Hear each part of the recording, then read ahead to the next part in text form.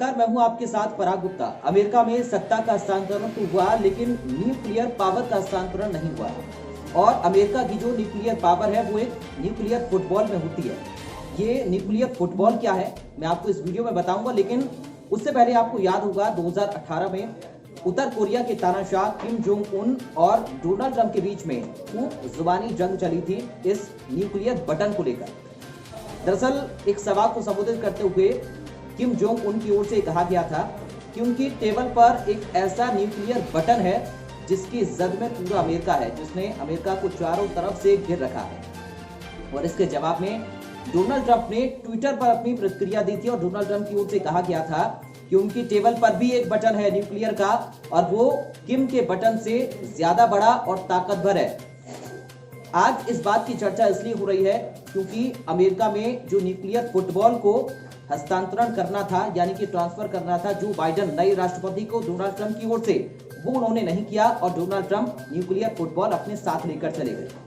दरअसल आपको बता दें कि अमेरिका में न्यूक्लियर फुटबॉल जो है वो राष्ट्रपति के पास होती है। उसमें देश की सारी शक्तियां होती हैं, कुछ कोड होते हैं जिनको इस्तेमाल करके किसी भी देश पर न्यूक्लियर अटैक किया जा सकता है।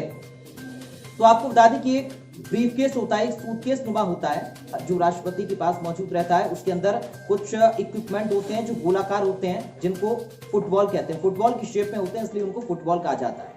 उसके अंदर एक शीट होती है, एक मेटल नुमा शीट होती है जिसमें कुछ कोड लिखे होते हैं, कुछ एन्क्रिप्टेड कोड होते हैं, और उन कोड के इस्तेमाल के जरिए ही किसी भी देश के ऊपर अमेरिका के राष्ट्रपति न्यूक्लियर अटैक कर सकते हैं। कैसे?